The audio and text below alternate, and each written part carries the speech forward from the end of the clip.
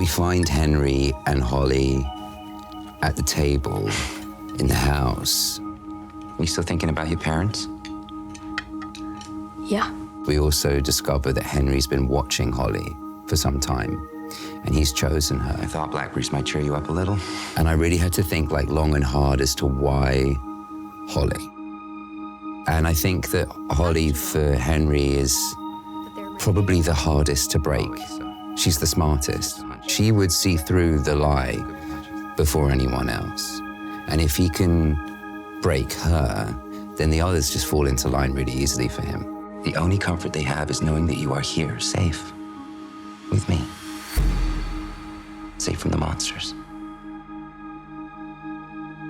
Holly has been speaking to what seems to be an imaginary friend. She calls him Mr. Whatsit, based on a character in the book Wrinkle in Time. Mr. Whatsit strikes her as a little odd and a little off, but she's kind of more blindsided by Henry being this marvelous savior figure. For Henry, the world is a really dangerous place. This is a world that hasn't been kind to him. This is a world that hasn't been nice. And I found it really interesting that he could build any world he wants to in his mind. He chooses a childhood memory. He chooses the place where he grew up. He's created the perfect world for himself within that.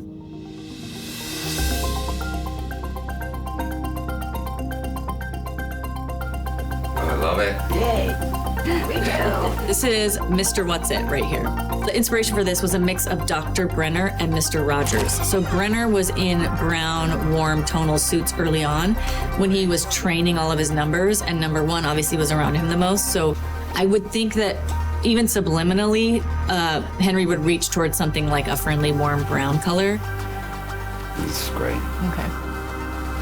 And then the Mr. Rogers of it is this pop of red, because Mr. Rogers would have put on those bright red sweaters. I feel ready and significantly terrifying enough. What? Yes, please. How did you know?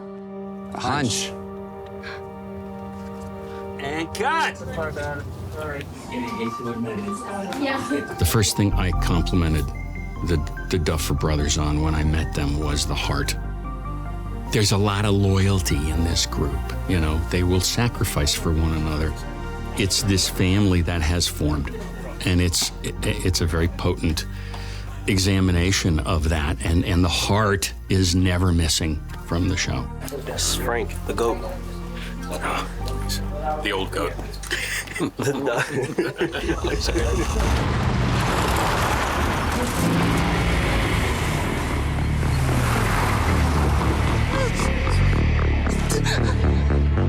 The billboard fight at the wall with Hopper and Akers and his men was one of the more challenging scenes.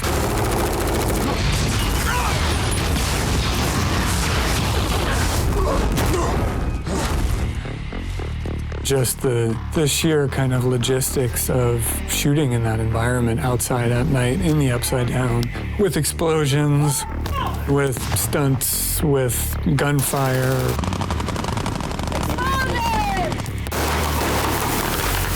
That was wild, just being in that location. It's just an ambiance around there that really gave it a certain heightened quality to it. And then, you know, it's fun working with Millie, and it's fun, you know, shooting guns and running around. It's just a very physical scene.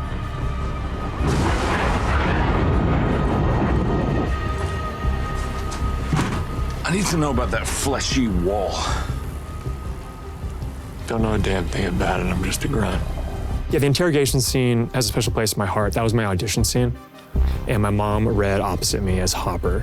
So when I booked the role, I could call my mom and say, "Mom, we booked Stranger Things." So I knew I wanted to deliver maybe on the promise of my audition. What the hell is she doing to me? Well, I don't really exactly know how it works, but I know it's probably not a good idea to have her rooting around there for too long. I wanted to get that testosterone thing happening between these guys. They're both alpha dogs.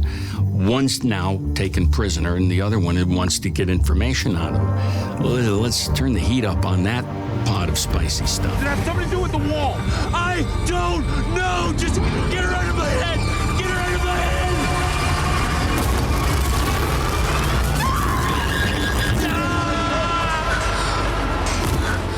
It was a little bit of, defining exposition worked in with the gnashing of teeth and the butting of heads. It's one of my favorite scenes I think I've ever directed. Love it. Check it. Working with Frank Darabont was a blast. That guy is a genius. He's a total pro. I was just blown away by his attention to detail and his love of the show and his love of my character specifically. There are times when my wife has turned to me and said, Hopper's kind of your spirit animal, isn't he? He's a simple man. Sometimes the solution is mow those Russians down. I kill 1,000 guys like you. Protect one person that I love. I just love that character so much, and I cannot imagine another actor playing it. Same thing. The same thing. Same thing, exactly so. Okay, cool. I love Frank. He brings actually a very similar aspect to what the Duffer Brothers bring, just like a sense of mystery and kind of bringing it to life in the moment. I love just letting us kind of find it on screen. And cut. Cutting. This is Derek. And this is the rest of the Turnbow family. Mike started sort of as the dungeon master and someone that is kind of always planning for disaster and planning to protect his friends. And as the seasons have gone on, Mike has sort of deviated from that part.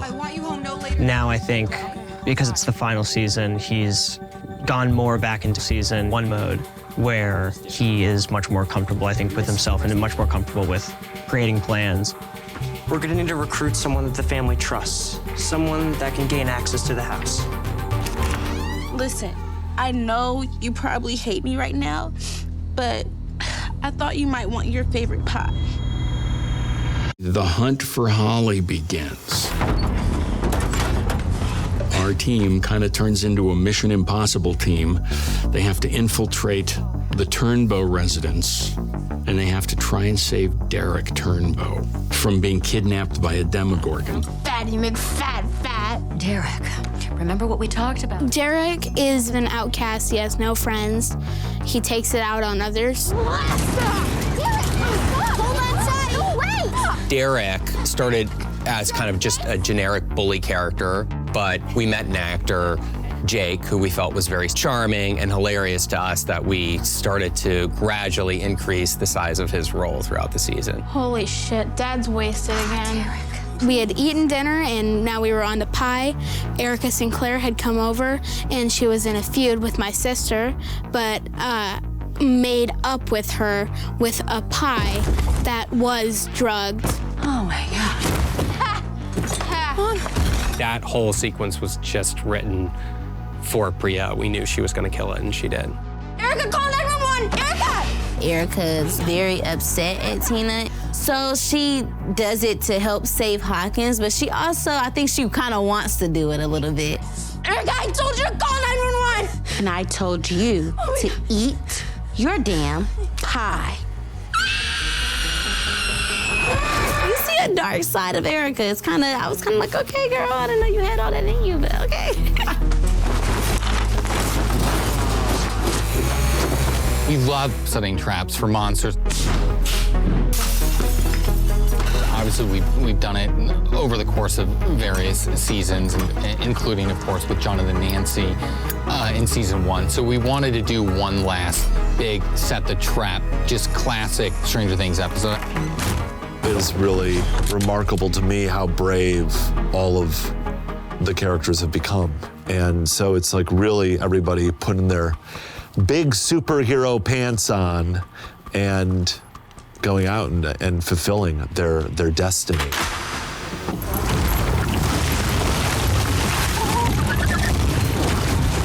The Demogorgon appears in Derek's room, and he thinks he's got Derek cornered, but really when he approaches Derek's bed, pulls up the covers to find out that it's just a dummy. Catch this!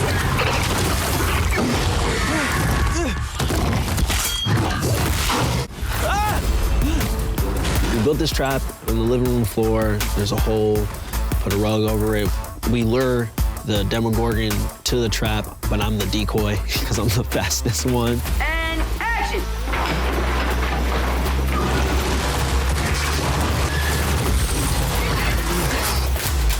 Shotgun!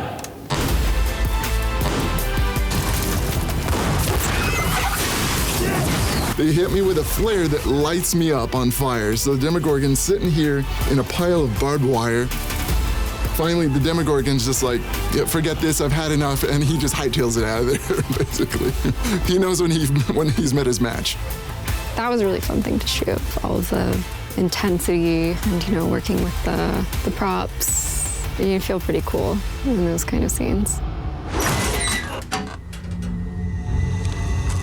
Holly is in the Grail house when she gets this note in the mailbox.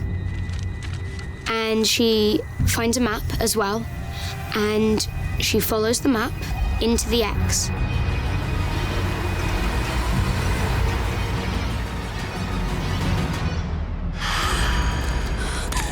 The first thing that really made the hairs on my neck stand up was the reveal in episode 3. Here is this character who, you know, we all love, and at the end of season 4, we weren't sure, you know, if she'd make it. When I read that, you know, it felt like, okay, the show is kicking into another gear. Feels a lot different than the last seasons. And yeah, it's a whole new ballgame for sure. Hi.